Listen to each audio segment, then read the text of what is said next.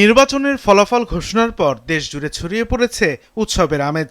বগুড়া ৬ আসনে বেসরকারিভাবে জয়ী হয়েছেন বিএনপির চেয়ারম্যান তারেক রহমান। এখানে সর্বোচ্চ ভোট পেয়েছেন জনাব তারেক রহমান, বাংলাদেশ জাতীয়তাবাদী দল বিএনপি। উনি ধানের শীষ প্রতীকে পেয়েছেন 2,16,284টি ভোট। সেজন্য ওনাকে আমরা বেসরকারিভাবে বিজয়ী ঘোষণা করলাম। ঠাকুরগাঁও ১ আসনে বেসরকারিভাবে বিজয়ী হয়েছেন বিএনপি মহাসচিব মির্জা ফখরুল ইসলাম আলমগীর। নির্বাচনে জয়ী হয়ে মহাসচিব বলেন, এই নির্বাচনই বলে দেয় বিএনপি কখনো জনসমর্থন হারায়নি। গণতন্ত্র ব্যাহত হলে উগ্রপন্থী গোষ্ঠী মাথাচাড়া দিয়ে ওঠে বলেও মন্তব্য করেন তিনি। যখনই গণতন্ত্র চাপা থাকে, তাকে যখন বাংলাদেশ আটকে দেওয়া হয়, তার কণ্ঠরুদ্ধ করা হয়, তখন অন্য উগ্রবাদী শক্তিগুলো মাথা চেড়া দিয়ে উঠতে থাকে। বিএনপি সবসময় জনগণের সঙ্গে থেকেছে এবং জনগণের রাজনীতি করেছে। সেটাই হচ্ছে বিএনপির সবচেয়ে বড় শক্তি। পটুয়াখালীর 4টি আসনের মধ্যে 3টিতে বিএনপি ও 1টিতে জামায়াতে ইসলামের প্রার্থী জয়ী হয়েছেন। জনগণের দেওয়া দায়িত্ব যথাযথ পালনের প্রত্যয় ব্যক্ত করেন বিজয়ীরা। এখন যেহেতু জনগণ আপনাদেরকে দায়িত্ব দিয়েছে, জবাবদিহিতার মধ্যে আপনি এসছেন, আপনাকে এদিক ওদিক খেয়াল করুন এবং জনগণের অধিকার সম্বন্ধে সচেতন থাকতে হবে, ন্যায় বিচার সম্বন্ধে সচেতন থাকতে হবে।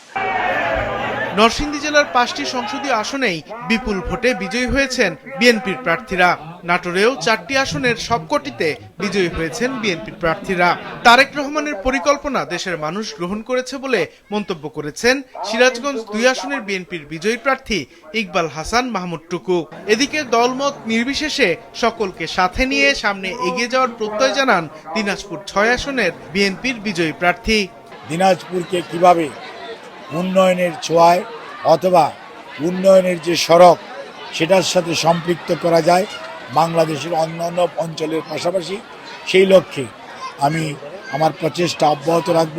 টানা তৃতীয়বার অর্জন করেছে দেশের সেরা সুপার ব্র্যান্ড স্বীকৃতি বসুন্ধরা টিস্যু। প্রায় 2/3 আমরা জয়লাভ করেছি, সুতরাং আমাদের উপরে আরও দায়িত্ব বেশি পড়েছে। আমরা চেষ্টা করব আমাদের চেয়ারম্যান সাহেব যে কাজ করতে চেয়েছে সেই সব কাজগুলো সুচারুভাবে করা এবং জনগণের কাছে চলে যাওয়া। বাংলাদেশকে কিন্তু এই গণতন্ত্রের পথে নিয়ে এসেছিল আমাদের মুক্তিযুদ্ধ। আমাদের মুক্তিযুদ্ধের মূল যে উপাদান সেটা ছিল গণতন্ত্র। নির্বাচনের প্রার্থী হিসেবে দল তাকে বেছে নেওয়ায় বিএনপির প্রতি কৃতজ্ঞতা জানান চট্টগ্রাম 9 আসনের বিজয়ী প্রার্থী আবু সুফিয়ান। কাজের দায়িত্ব আমার উপর পড়েছে, মানুষের আমানত, ভোটের আমানত। সেই দায়িত্ব আমি ইমানদারির সাথে, স্বচ্ছতার সাথে, দুর্নীতি মুক্ত থেকে আমি জনগণের জন্য কাজ করে যাব। লক্ষ্মীপুর 3 আসনে বিএনপির প্রার্থী শহীদউদ্দিন চৌধুরী অ্যানির বিজয়ে আনন্দ মিছিল করেন তার অনুসারীরা। শরীয়তপুরের 3টি আসনে জয় পেয়েছে বিএনপি। ফলাফল ঘোষণার পর ভোটারদের প্রতি কৃতজ্ঞতা জানান তারা। একটি সতর্ক বার্তা, আমি এখন আমার চোখে কালো কাপড় পেতে এই নির্ভুল করবো। সেখানে কে সামনে পড়লো কে পিছিয়ে পড়লো আমি সেটা দেখবো না। আমি মাদক মুক্ত শরীয়তপুরের নৈরাশ্যপুর আমি ইনশাআল্লাহ। এদিকে রংপুরের 6টি আসনই 11 দলীয় জোটের দখলে।